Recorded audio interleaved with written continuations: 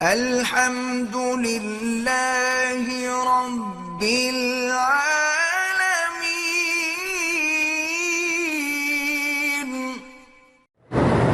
میرے دوست نے پاکستان سے کہا ہے کہ میں بہت مقروض ہوں اور کاروبار بھی نہیں چلتا، کام کے آرڈر آتے ہیں تو دو مہینوں کے بعد آتے ہیں۔ بہرحال گزارش یہ ہے کہ اللہ پاک سب کو اپنے خزانہ غیب سے رزق عطا فرمائیں۔ اس کو کہیں کہ وہ استغفر اللہ الذی لا الہ الا هو الحی القیوم واتوب الیہ، یہ استغفار ہے۔ یہ بھی بیچارہ یاد نہ کر سکے تو استغفر اللہ استغفر اللہ استغفر اللہ کم سے کم 2000 دفعہ روزانہ پڑھا کرے۔ ہر نماز کے بعد 2 تسبیح پڑھ لی، کوئی مشکل نہیں ہے۔ چلتے پھرتے وضو ہے نہیں ہے، رات ہے دن ہے، تو انشاءاللہ اللہ کے قرآن میں یہ اللہ کا وعدہ ہے کہ یمددکم باموال وبنین، میں تمہارے مال بھی بڑھا دوں گا اور اولاد میں بھی برکت۔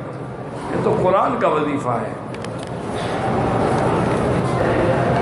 علمی ترقی کے لیے رب اشرح لی صدری ویسر لی امری واحلل عقدۃ من لسانی یفقہوا قولی رب زدنی علما رب زدنی علما رب زدنی علما، یہ پڑھا کرو۔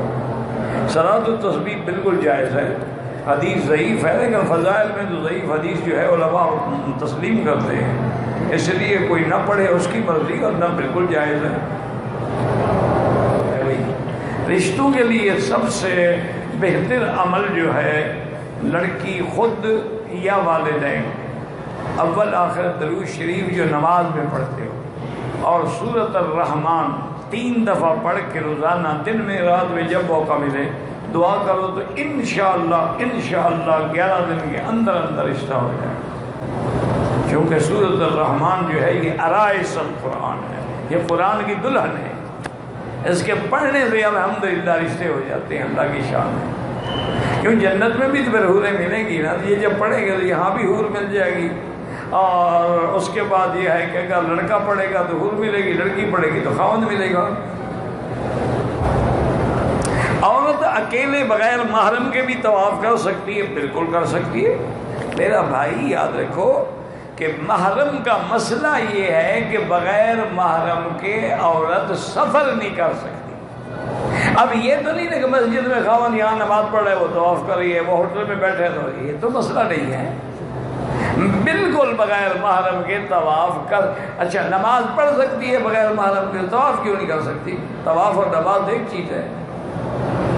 اب یہ تو کوئی مسئلہ نہیں شریعت میں کہ میاں بیوی رسی ڈال کے گلے میں ایک دوسرے کے ساتھ کھڑے ہوں، جائے نماز پڑھے طواف کرے، عورت عورتوں کے حصے میں بیٹھے گی، مرد مردوں کے حصے میں بیٹھیں گے، کوئی مسئلہ نہیں۔ اگر ایک آدمی غریب ہے اس کو ہم اتنی زکوٰۃ نہ دو کہ وہ خود زکوٰۃ دینے والا بن جائے۔ مثلا زکوٰۃ ہے 50,000 روپے پر، اس کو 50,000 دے دو تو پھر خود زکوٰۃ دینا بیچارہ۔ تو اس لیے، اور اس کا علماء نے ایک حل بھی لکھا ہے، مثلا اسی ایک بندے کو نہ دو، کچھ اس کے دے دو، بیوی کو دے دو، اس کے بیٹے بچی کو دے دو، پھر وہ اپنی اکٹھی کریں، کچھ کریں جیسے کریں۔